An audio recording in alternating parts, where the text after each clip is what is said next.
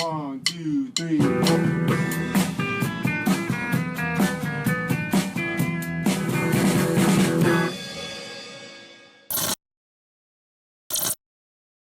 Hello and welcome to Dopey, the podcast on drugs, addiction, and dumb shit. My name is Dave, and you might have heard me at some point talk about Sober Buddy, this amazing sober app that helps you become and maintain sobriety.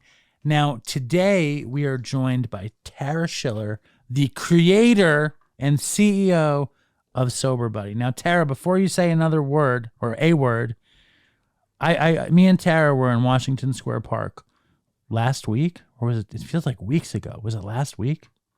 Crazy that it's only been a week. And every time I introduced you, you would say, "I create apps." So how did you create the app? What happened? This isn't my first app, so that's why I said I create apps. But yeah, I had a coaching app before, like a life coaching app before. And that's kind of how I got started in it, is that I was a life coach and I wanted to make a life coaching app. So I kind of got into the app world, right? You never approach me. You never approach me as a coach. You never say, "All right, kid, this is what I need you to do. You go this way, you go that way." How did you get into coaching? Because I went through my own personal journey. So I went through my own, okay. It's like a family thing, like the way that I grew up. So I grew up in a really spiritual culture, a very like personal development culture. And so it was really natural for me to go in that direction. But my dad would ask us, like, what's your growth edge? And what's a growth edge? These really deep conversations. Like your growth edge is like that thing right in this moment that you're expanding on. What are you learning about yourself? And how is that affecting your life? So like, what's your growth edge, Dave? I don't know. What, tell me again what the growth edge is and I'll tell you. Like in your life right now, what one thing is standing out to you where you're expanding, you're being challenged on, you're growing, and it's like really the main thing in your storyline that's happening. Does it have to be one thing? Because I feel like I'm experiencing a few concurrent growth edges in my life, Tara. I feel like, what are they?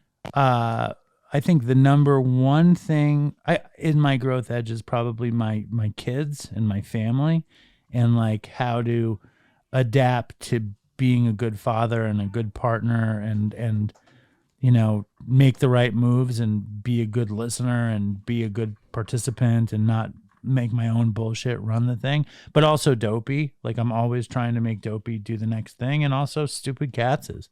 Like I'm trying to expand, but I still don't understand the phrase growth edge. What does it mean? Right. Well, because it would be like in Dopey, for example, what is the thing that is kind of like your current, like, what are you learning? Like, what's the new thing that you're learning that you can start applying, So it would be like, are you learning how to expand yourself? Like which direction?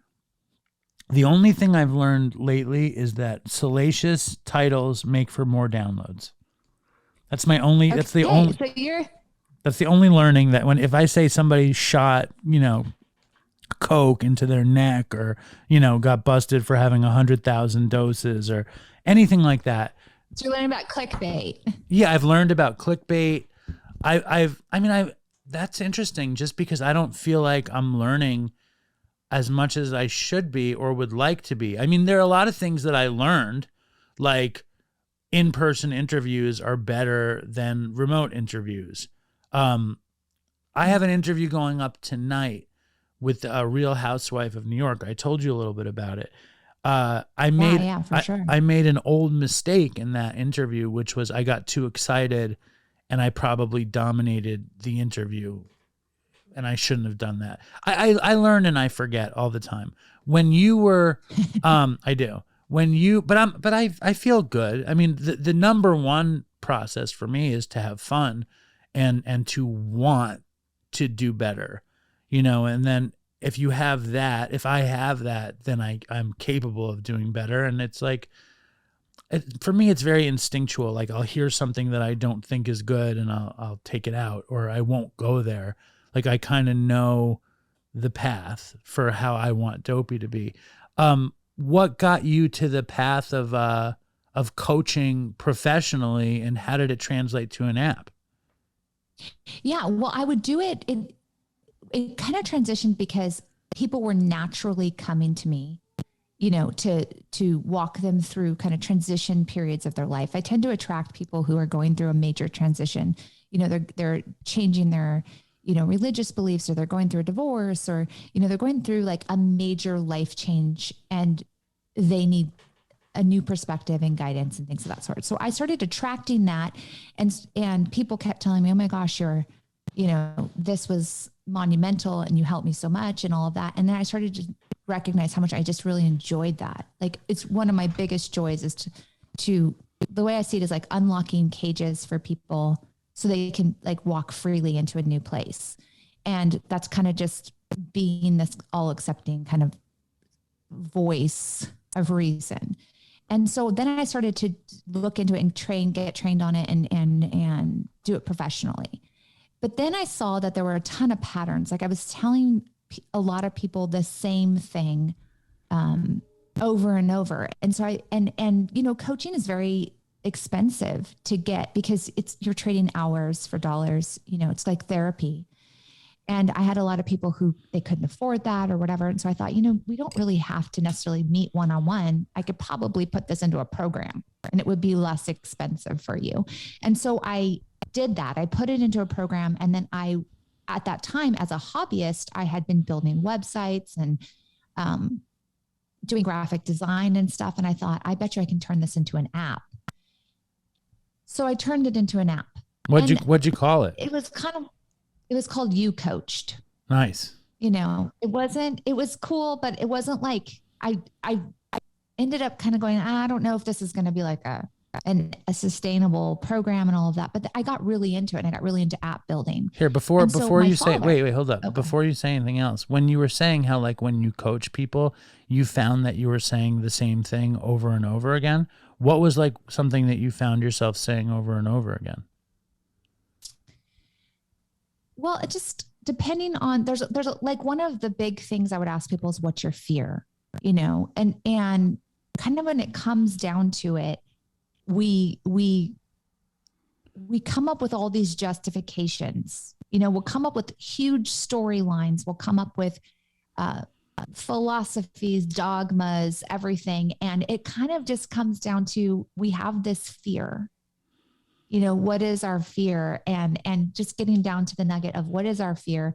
What are you afraid of? What's your truth that you're coming up with this whole storyline to justify? There's a bunch of things of that sort, but really just giving permission, learning how to identify your emotions, learning how to not judge yourself and not judge your emotions, just kind of like let things be, learning how to get into a meditative space that, again, not judgmental. A lot of times we can't move forward because we're blocking everything, the difference between stuck energy and flowing energy, things of that sort. Okay. So now you built, You Coached, and your dad something. Yeah. So my dad spent 20 years in the recovery industry. He was a clinician. He was a clinical director, and he had his own client load as an marriage family therapist and addiction specialist. And he was on a research team that helped create the first evidence-based treatment model for outpatient treatment.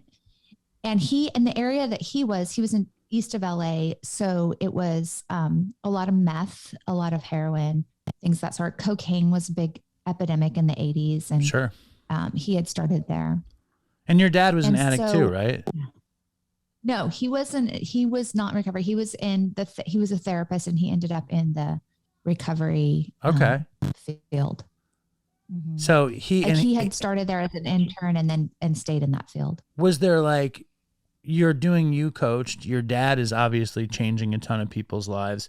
How did he say, Tara, this is great work you're doing, but these addicts really need to be coached more than these normal people?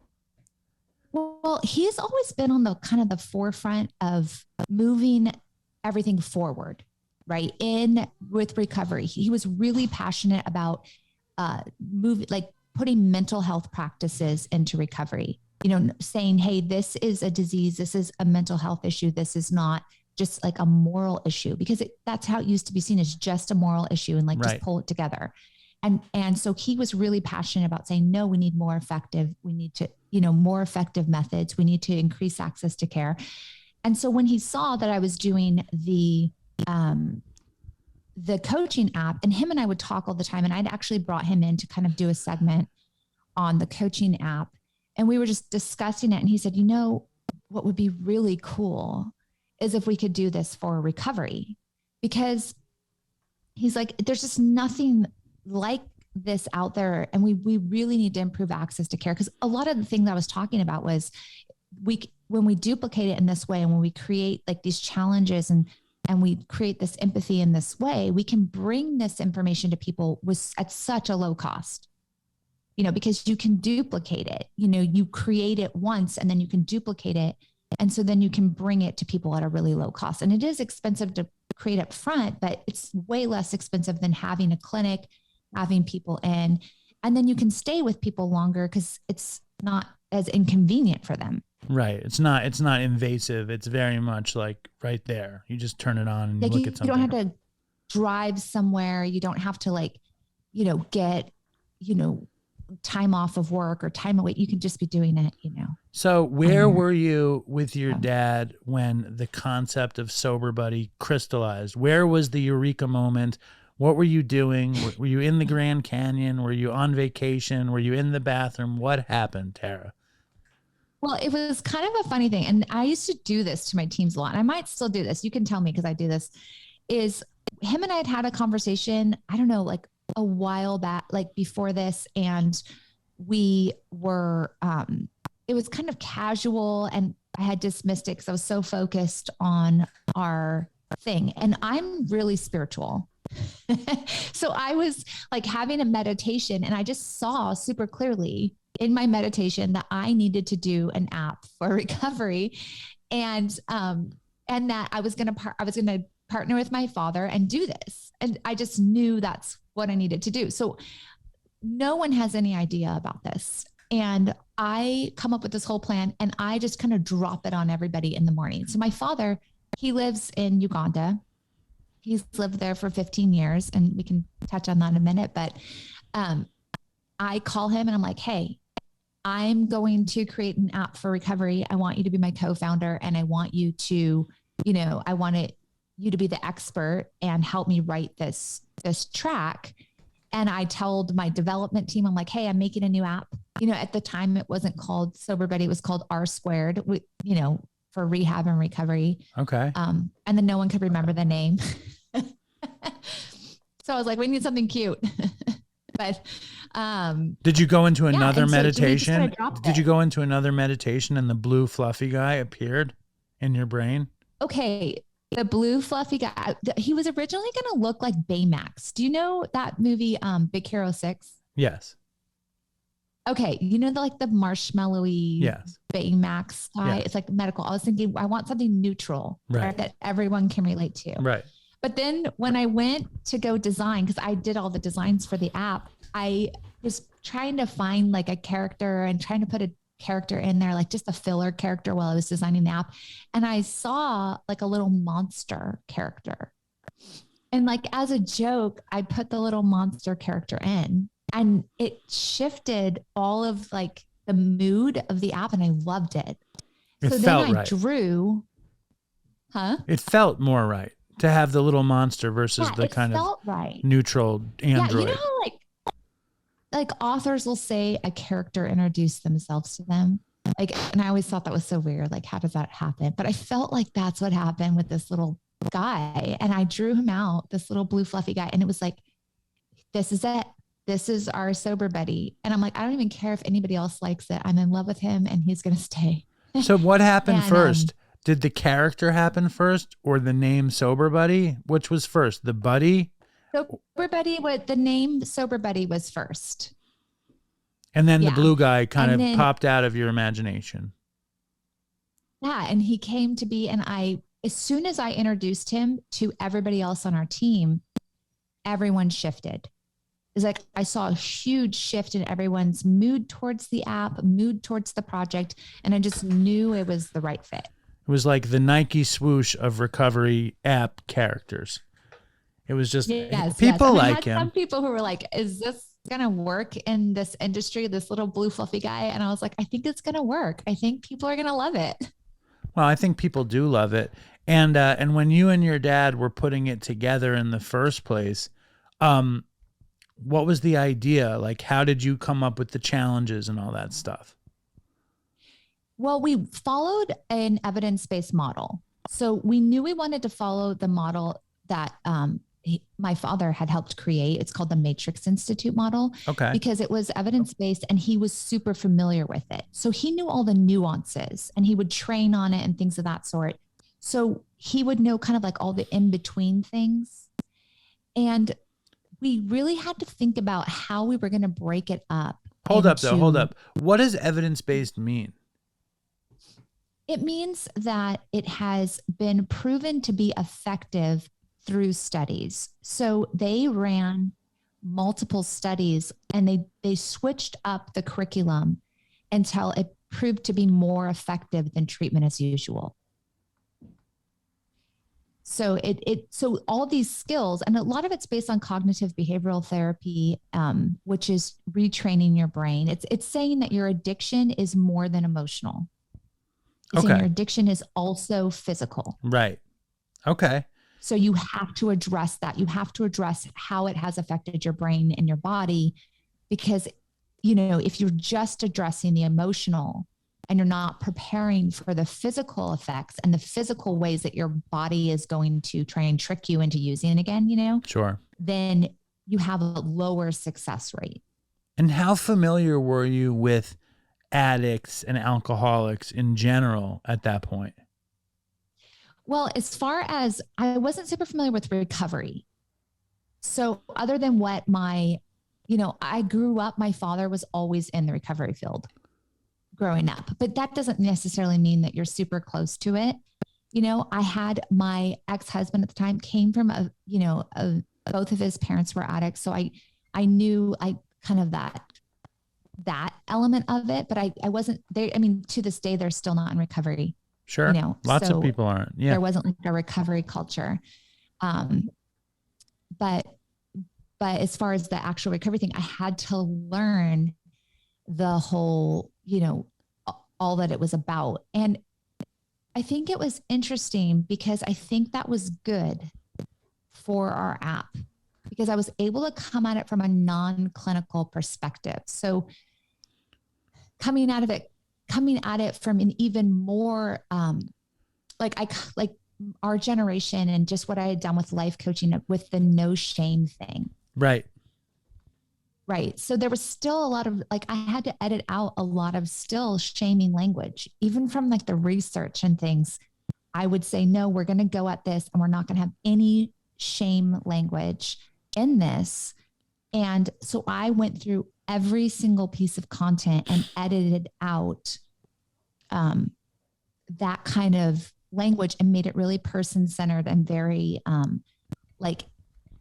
it's never about so that you can make other people happy with you or make for the sake of being good. It's right? funny it's because only ever about benefits. Isn't it funny? In there was such a period in time around addiction, and I'm sure your dad could speak to it, where the therapeutic communities and the opposite was true. Like the tough love, you're a piece of shit. You're going to clean this toilet bowl with your toothbrush. And, and if you don't do it right, it's interesting. Addiction is such a fucking problem that they've tried throwing everything at it, and it's what made you think that a shame-free approach was something that you liked? I know that seems like an obvious question, but it's interesting that for me, right? When people, as an addict who's been to treatment many, many times, And I've been shamed in treatment. Like I was in a treatment in Florida in Delray, where they put me in the like it was like 50 people in a room. They put me in the center of the room. I had a blanket that had all these burn holes in it from I had brought it with me. I don't know why. They had the blanket in there. They had my guitar in there, which also had burn holes on it. And a therapist walked around me, pointed at me, told me I was the most toxic person in the program and that I was never going to get well. And it was shaming, you know what I mean? It was exciting though. I was happy to get any kind of attention, to be honest with you. But it's like, so that didn't work. And also, you know, shame-free shit didn't work for me. I found that nothing really worked. And so what made the shame-free thing speak to you? And how did you develop the voice that went into the Sober Buddy app? Well, I have a ton of shame triggers because my backstory is that I had multiple teenage pregnancies in a super conservative society. So that's kind of where my backstory is that I got really shamed sexually. Right. You know, that was a huge thing. And so I had that same thing. Like everyone tried to shame me into being good, right? Being good. I'm going to say that. And it never worked. And it never worked. You just feel shame. You just feel horrible about yourself. Right. And it's like, it doesn't stop the behavior necessarily. And even if it does stop the behavior, so everybody else feels safe, but it doesn't necessarily solve anything in you. It just makes it worse for you. So what's the parallel in you? What's the parallel between your story and how you want to help people? I have a really big passion for, like, I don't believe that shame is ever the answer. Right. I think that only creates toxicity, and it's only used when people feel out of control and they're trying to control something that they want to gain control over. It's just a tool that people use. It's like an easy thing, right? It's easy to shame someone into compliance and get them under control, but it's not necessarily solving anything. It creates more and more disease. And then there's a ripple effect. Right. You're putting this horrible thing inside somebody else that they have to manage, as opposed to putting this good thing into someone else that can be spread. You're putting in this bad thing that could ripple horrifically in a community or in a family or in an institution or whatever. Whereas if you put something good, the idea of good spreading is a much better outcome. So I like that idea. Right. If you think about health versus disease, right? If the healthier you are as a person, that health comes out of you, right? And that spreads around you. But if you put disease in a person, like if, for example, if you have a ton of shame, you're probably going to become super narcissistic because you're trying to like create an image that's not shameful. And then you're going to just be taking, and like, if that image is threatened, then you'll become abusive to withhold, hold on to that. So it just creates disease. So then at that one point, someone got control of you and stopped a behavior, but then it's a ripple effect. And so seeing the release of shame in my own life and how much that made a difference and how much that helped with the health of myself and everyone around me, then I had that deep conviction to never shame anybody, and that was not the way to solve problems. Right. And then how did some of the language and the interactivity and the challenges in Sober Buddy really get developed from there? Well, we went through and we did the challenges, and I would go through and I would, a lot of times we're not aware of our shaming language. It's what we've always known, it's how we've always talked. And so I would go through and say, no, this is like someone coming down on you, right? We need to change it and say, like, for example, if it was, anything that had to do with like, this is how a person would think about you, or, you don't want to upset the people around you or whatever, because that makes you, you want to be a good father or a good spouse or something of that sort. It was more, we would change it to say, hey, we know that your relationship with your family is important to you and you want them to trust you again. Sure. Right? Yeah. So here's ways that you can build trust with them and have a conversation with them. And here's how they may be feeling. And they might buck back at you, but here's why they're bucking back. There's been a trust break here, and that's going to take time, but we know it's valuable to you. So instead of it being like, if you're not nice to them, then you're a bad dad or you're a bad mom. Right. It's more like, hey, we know that you value your relationship with them. Like, obviously, and here's healthy ways you can rebuild that. So it just changes the perspective, like assuming that you're wanting health. Yes, absolutely. And there's so many people that want to get better, and that, everybody deserves to get better. It's like, in 12 step, they say there are a lot of people who need it, but it's about those who want it. And I'm always like, it's not even about those who want it. It's about those who just do it. If you don't do it, you can want it all day. And the same thing goes for Sober Buddy. You can have a Sober Buddy app in your phone. If you're not using it, it can't help you. But if you're open to it, there's worlds of change that are possible. And when people started using the app and you started to hear from people, was that your first real exposure to addiction and sobriety and recovery? Well, before we launched the app, we started an email, and then I started our social media account. So I started making like graphics based on our challenges. Right. And it was the coolest experience because up until then, my Instagram feed had been full of like influencers, like all fashion stuff and, like whatever people do, design or things of that sort. And then all of a sudden, because I was like trying to build our Instagram account, my feed was full of people in recovery. And it completely shifted my mentality because everything else had been so superficial.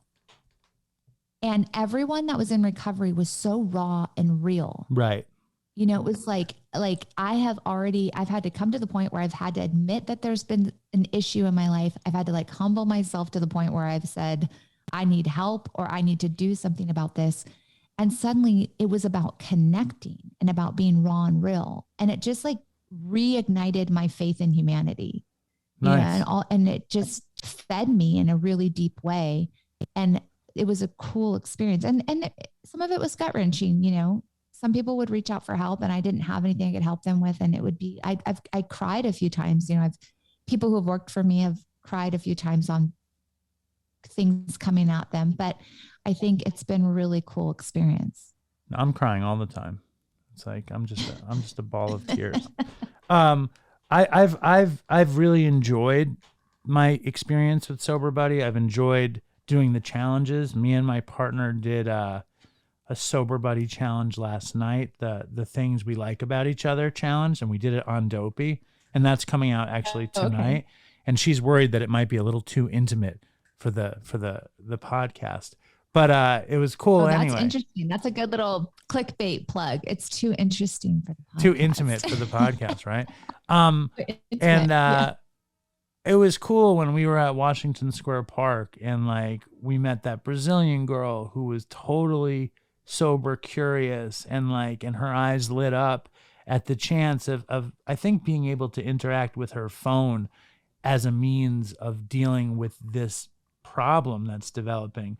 And I'm sure like you get a lot of feedback like that. It's people who are on the fence and they really don't want to go somewhere and they really don't want to see anybody. They want something that can be private and still helpful because they know they're not in the right direction. Was that like a common kind of interaction for you? Yeah, I think a lot of people, there's an emotional risk factor. Like if you think about like every time I use a certain amount of emotions, it takes like points away, and it takes a lot of emotional points. Like they talk about the phone's never heavier than when you're calling for help. Right. And it's like, it takes a lot of emotional energy points to go walk into a space and say, hey, walk into your first meeting or whatever. And so I really wanted I wanted the app to be so easy that you didn't feel like you were doing a huge risk. Could just go on there emotionally. And we've heard that a lot. Like, and a lot of people don't identify with what's out there or available in their communities. You know, when you're in a big city, like in California or New York, like there's a meeting for everything, right? There's like a meeting for women. There's a meeting for men. There's a meeting for parents, you know, things like that. But in a lot of places, that's not the case. You have your one meeting and it might be a bunch of people that you know, and you don't want to like expose yourself. You don't want to out yourself. So we really wanted. Yeah. So we wanted to create something that was just, you could do privately and easily. And then, you know, you could move from there into a more intensive thing or not. You know, it's not everybody needs that, you know, but it could, even if it's just an entry point where they say, wow, I realize, because our first track is like helping you understand if you have a problem, like if you're at that stage. Right. So even if you're like, hey, I really am struggling with this, and you kind of come into that point where you admit that you have that, and then maybe you go find a therapist, you go find some meetings or not, you know, maybe you just stay on the app. You could do that. We wrote it so that you wouldn't need anything but the app, but everybody does it in their own way. Well, if you could have like one hope of like what you want this app to accomplish in the universe, what would it be? I would like us to discover things about addiction and recovery that we haven't been able to see yet, because we haven't been able to like get enough information. It's really hard to like get feedback from people. I would like us to discover things that help people get just get more and more effective ways of helping people get sober. You know, like predictive analytics, where it says, oh my gosh, we think you're about to use, because you know, you've been checking in with your mood and your mood's down, and like, let's get help, or things of that sort. Or just, we know that if you're, you know, a woman of a certain age, or, you know, just different things, like we can help you better. It's just more specific, you know, to interpret the data, interpret the data and interpret the pattern and see what often will happen in this situation. So maybe you could prevent a catastrophe. I think that's really cool. That's very interesting to me. And then Tara's also going to be, Tara's going to be at DopeyCon, right, Tara? Yes, that's my complete plan, is to be at DopeyCon. That's your goal. That's one of your one of your goals for today, or goals for the near future. And it's yours on my calendar. It's circled. Nice. And your Sober Buddy is available on the App Store and the Google Play Store and at yoursoberbuddy.com, and it's got a free sober tracker, which I use to pat myself on the back on a daily basis. And is there anything you want to say that we haven't said? No, I love Dopey. Well, we love you too, Tara. And I appreciate you. I wanted the audience to hear like where this thing was coming from and how it was developed. If we're talking about it all the time, I think it's cool for people to understand like who is the person behind this blue fluffy guy. And I'm looking at the blue fluffy guy behind you, and I think there might be a resemblance between you and the blue fluffy guy. It's the hair. Yeah, it might be. It's the fluffy hair. But maybe I'll dye my hair blue. Yeah, you should do that for Halloween. Be the fluffy guy. You're like, maybe I will. But thank you, Tara. I appreciate you coming through, and I really would love the audience to download the free tracker and at least post the tracker, for Christ's sake. But my audience, they're an obstinate bunch. But download the free tracker. You guys can do it. Huh? They can do it. They can do the free tracker and do your screenshot. You can do a screenshot of your tracker. Do the screenshot of the tracker, boast about your recovery time, and I think it's great. And I really appreciate you coming on, Tara. And I really appreciate our partnership. I really appreciate our partnership. All right, good. All right, cool. So then we say at the end of everything we do, we say, stay strong, Dopey Nation, and fucking toodles for Chris. Do you want me to say that as well? Yes, I do. Okay, stay strong, Dopey Nation, and toodles for Chris. Nice. I'm face down on the floor. Oh, baby, please, sir, can I have some more?